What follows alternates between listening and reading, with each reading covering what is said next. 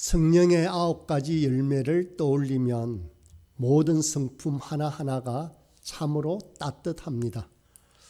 저는 이런 따뜻함을 담고 싶습니다. 사마리아 여인에게 다가가신 우리 예수님처럼 아무도 돌보지 않는 베데스다 목가에 38년 된 병자에게 다가가신 우리 예수님처럼 저도 그렇게 다가가는 따뜻한 사람이 되고 싶습니다. 이 따뜻함이 어쩌면 바로 거룩하고 아름다운 모습일 것입니다. 오늘 본문 말씀은 성령 충만한 결과로 나타난 초대교회 성도들의 유무상통하는 공동체의 아름다운 생활 모습을 소개하고 있습니다. 32절입니다. 믿는 무리가 한 마음과 한 뜻이 되어 모든 물건을 서로 통용하고 자기 재물을 조금이라도 자기 것이라 하는 이가 하나도 없더라. 믿는 무리가 한 마음과 한 뜻이 되었다고 합니다. 여기서 믿는 무리는 그리스도를 믿어 한 공동체가 된 것을 말합니다. 오늘날의 교회와 같은 공동체입니다. 한 마음 한 뜻이 되었다는 것은 각각을 나누어 생각할 수 있는 것이 아니라 전인격적으로 하나로 일치되었다라는 뜻입니다. 그래서 헬라어 원어에 보면 이 되었다라는 동사는 미완료 3인칭으로 복수로 사용하지 않고 단수로 사용합니다. 하나라는 뜻이죠. 여러 사람이 아니라 바로 한 몸이 되었다는 의미입니다. 이들이 한 마음이 되고 한 뜻을 이룬다는 것은 객체로서 한 객체가 되었다는 것입니다. 이것은 그리스도를 머리로 하여 한 몸을 이룬 교회가 가지게 되는 자연스러운 결과였습니다. 이들의 삶 또한 마찬가지입니다. 하나였습니다. 그래서 그들은 모든 물건을 서로 통용하고 자기 재물을 조금이라도 자기 것이라고 하는 이가 하나도 없다라고 했습니다. 제가 고등학교 때 친한 친구들이 있었습니다. 그때 얼마나 좋았던지 보랏빛 등나무꽃이 피면 그 그늘에서 우리는 매일 모였습니다. 점심시간이고 저녁시간이고 그렇게 평행봉에 걸터 앉아서 우리 나중에 결혼하고 가정을 꾸미면 아래 위층에 함께 살면 좋겠다라는 말을 했습니다. 또 군대에 갔습니다. 제가 행정반에 근무를 했는데 그때 고참들과 저와 사이가 너무도 좋았습니다. 그때 몇몇이서 제대해서도 계속 만나고 결혼해서 나중에 연립주택을 얻어서 같이 살았으면 좋겠다라고 했었습니다. 또 제가 대학 때는 예수님을 영접하고 사랑방이라고 하는 하숙방과 같은 공동체에서 지내던 형제들과 밤늦도록 이불을 듣고 이런저런 얘기를 나누며 지냈습니다. 그때도 이런 이야기를 했습니다. 요즘도 이런 상상을 합니다. 텃밭이 가운데 있고 주변에 연립주택이 있는 곳에 우리 부활소망교회 식구들이 한 사람 한 사람 살았으면 좋겠다라고 상상을 해봅니다. 이렇게 사람이 사이가 좋아지고 정이 들면 함께 살고 싶은 것입니다. 니건 내 것이 없이 나누고 도우며 살고 싶은 것이 정해진 감정인 것 같습니다. 그저 사이가 좋아도 이런 마음이 드는데 성령으로 충만한 사람들은 어떻겠습니까? 니 것 내 것 없이 나누고 싶은 마음이 들지 않았겠습니까? 그래서 모든 물건을 서로 통용하고 자기 재물을 조금이라도 자기 것이라 하는 이가 하나도 없다라고 말하는 것입니다. 그들은 이렇게 나눔의 삶을 살았습니다. 여기서 통용한다라는 의미는 모든 재물을 소유하는 면에 있어서 똑같이 나누어서 소유한다는 뜻이 아니라 어떤 필요에 의해서 사용하는 면에서 통용한다라는 말입니다. 내놓은 돈이나 재물에 대해서는 자기 것이라 주장하는 이가 없었다라는 의미입니다. 초대교회 사람들은 재물에 대해서 철저히 청지기직 삶을 살았습니다. 각 사람의 소유는 공동체의 필요를 위해 그것을 팔아야 할 필요를 느끼기 전까지만 자기 소유였던 것입니다. 자기에게 위임되어 있는 것은 모두 하나님의 것입니다. 자신의 소유는 궁극적으로 하나님의 소유요. 따라서 이를 잘 관리한다라고 하는 청지기 의식이 초대교회의 사람들의 마음속에 자리 잡고 있었던 것입니다. 33절을 보면 사도들이 큰 권능으로 주 예수의 부활을 증언하니 무리가 큰 은혜를 받아. 사도들이 큰 권능으로 주 예수를 증거한다라고 했습니다. 하나님 나라의 소망을 전했습니다. 부활의 주님은 지금 성령으로 그들과 함께 하였습니다. 무리들은 큰 은혜를 받았습니다. 그들도 예수님처럼 부활할 소망이 생긴 것입니다.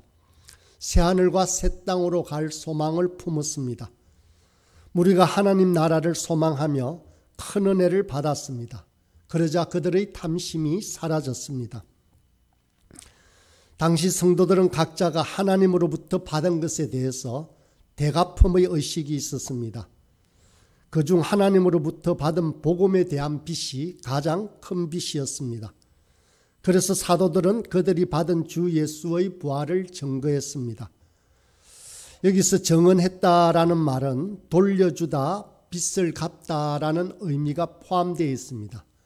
우리가 증거한다, 증언한다는 말 속에는 이런 의미가 있는 것입니다. 그렇다면 우리 모두는 사랑의 큰 빚을 진 자입니다.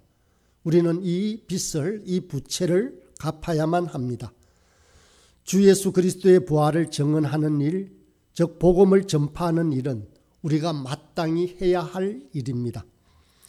사도 바울은 로마서 1장 4절에서 헬라인이나 야만인이나 지혜 있는 자나 어리석은 자에게 다 내가 빚진 자다라고 말했습니다. 복음의 빚진 자는 비단 사도들뿐만 아닙니다.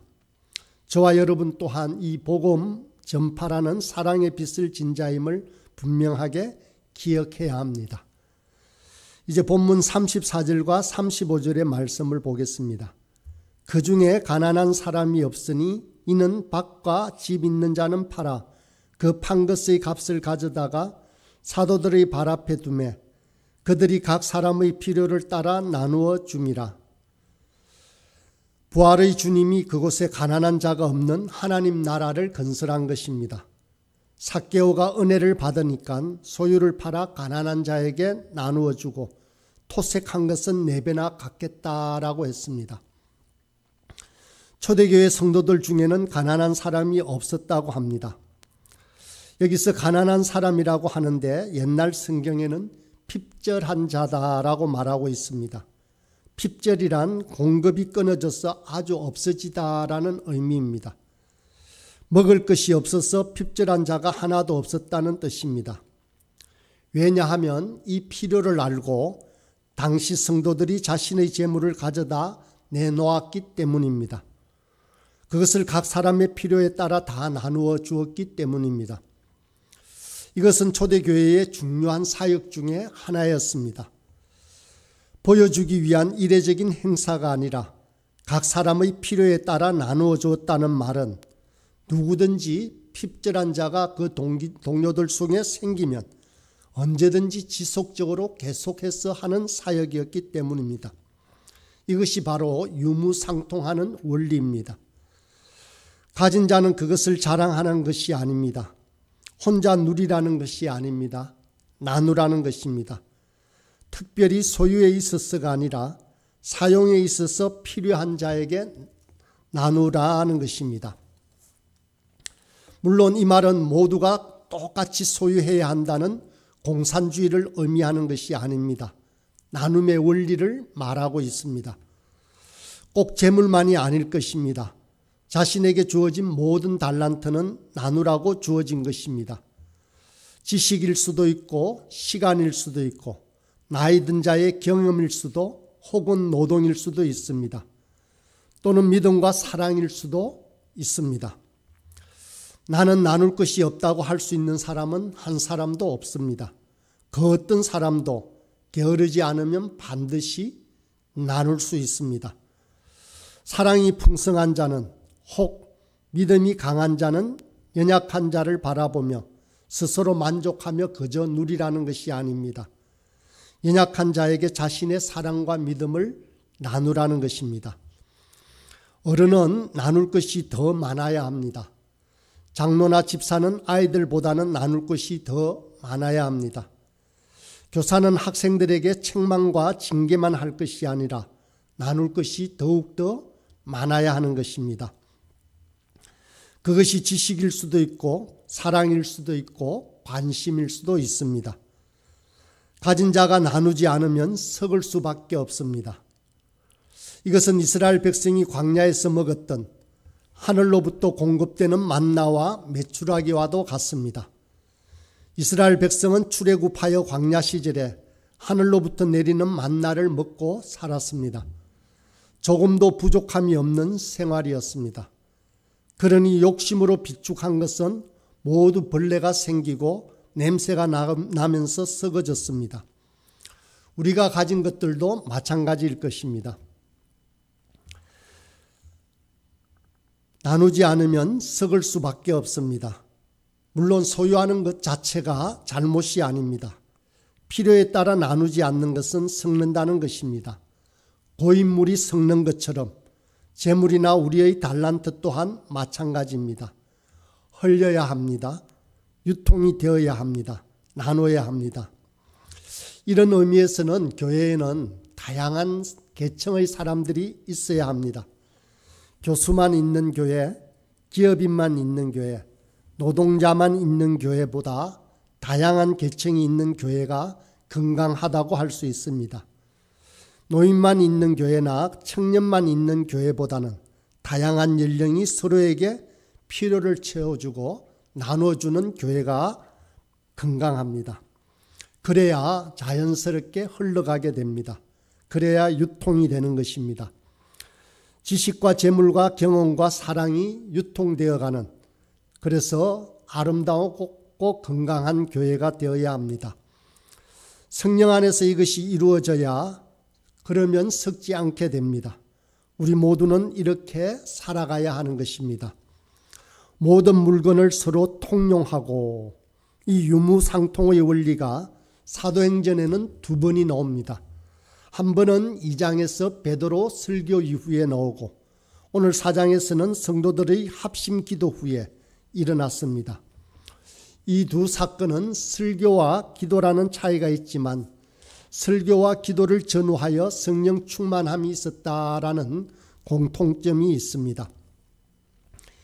이 모두가 무리가 성령이 충만하여 행하는 일이었습니다.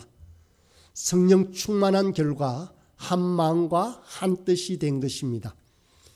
이것은 초대교회만의 이야기가 아닐 것입니다. 이 일은 오늘날의 교회에서도 반드시 행해져야 하는 일입니다. 우리 부활소망교회에서도 늘 행해져야 하는 일입니다. 한 마음과 한 뜻이 되어야 합니다. 그래서 핍절한 자가 없어야 합니다. 공급이 끊어져 먹을 끼니를 걱정하는 자가 없어야 한다라는 것입니다. 우리가 식사를 나누고 떡을 떼며 또 사랑을 나누고 또 마음을 나누는 일은 오늘날 교회가 반드시 해야 할 일이라는 것입니다. 사도행전의 이야기는 우리가 본받아야 할 일입니다. 그리고 이어서 우리가 꾸며가야 할 이야기입니다. 성경은 단순히 하라 하지 말라는 훈계의 경전이 결코 아닙니다.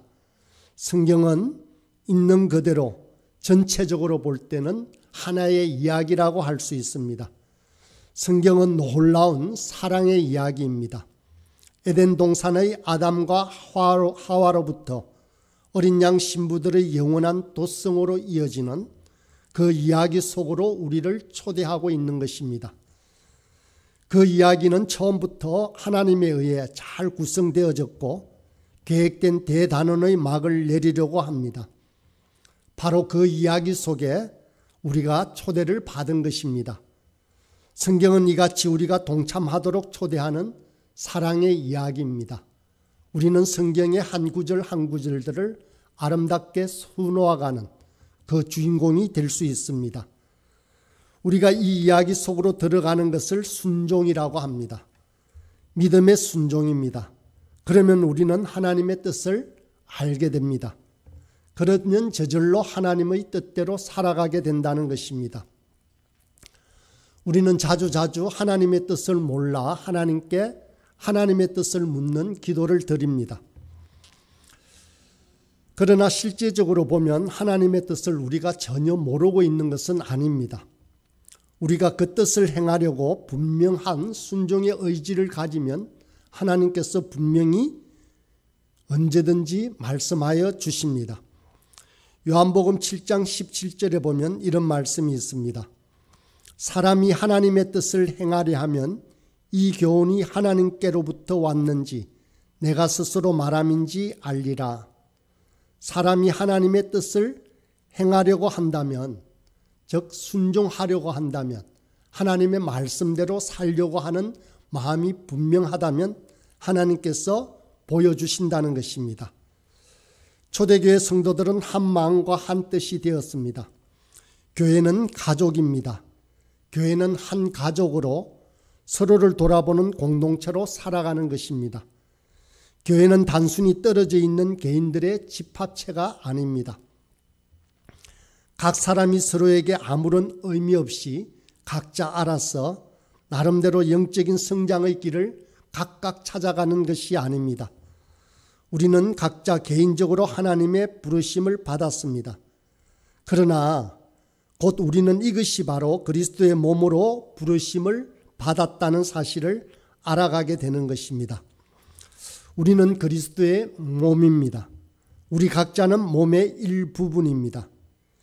교회라는 공동체의 몸 안에 있다라는 것은 구속이나 제약을 받는다라는 뜻이 결코 아닙니다. 발은 눈과 귀가 붙어있는 몸의 지체이기 때문에 발로서 자유를 제약받는 것이 아닙니다. 손과 발은 다른 지체들과 함께 할 때만이 진정으로 자유롭게 됩니다. 진정한 자유를 누리겠다고 그 몸에서 자신을 끊는 것은 엄청난 재앙이 됩니다. 사랑하는 여러분, 저와 여러분은 그리스도를 믿어 한 몸이 되고 한 마음과 한 뜻이 된 것입니다. 한 마음과 한 뜻이 되면 교회는 모든 물건을 통용하고 유무상통하며 주 예수 그리스도의 부활을 증거하고 우리가 큰 은혜를 받아서 핍절한 자, 즉 가난한 자가 얻게 됩니다. 초대교회의 이 아름다운 이야기를 이어가는 자로 우리가 부르심을 받았습니다. 이제 오늘 하루의 삶을 통해서도 이 말씀을 생각하며 저와 여러분이 이 사랑의 멋진 이야기 속 주인공이 되길 간절히 기도드립니다.